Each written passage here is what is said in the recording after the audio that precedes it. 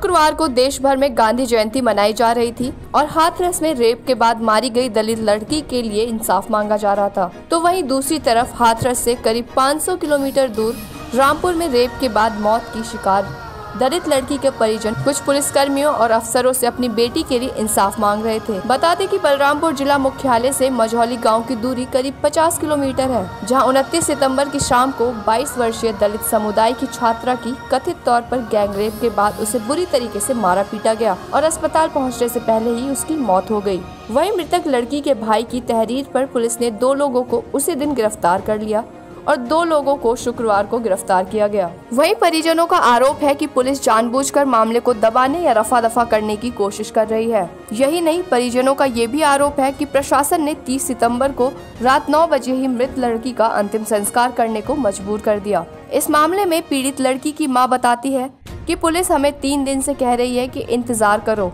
लेकिन हम अब 1 दिन भी इंतजार नहीं करेंगे, हमें तुरंत न्याय चाहिए।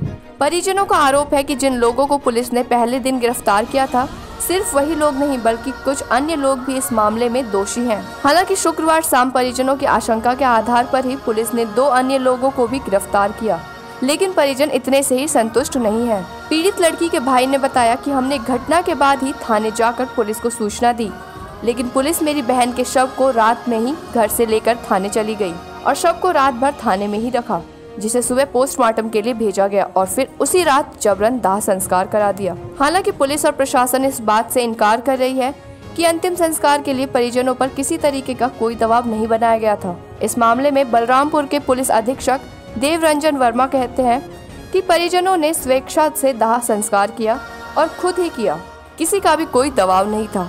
पुलिस वहां मौजूद जरूर थी, लेकिन कानून व्यवस्था बनाए रखने के उद्देश्य से, न कि कोई दबाव बनाने के लिए।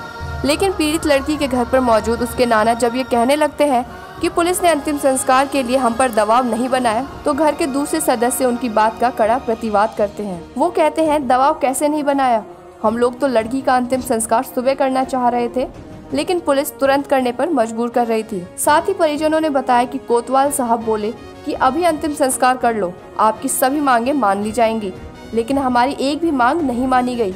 अभी तक असली आरोपी भी नहीं पकड़े गए। कनक टाइम्स न्यूज के लिए शिवम सोनी की रिपोर्ट।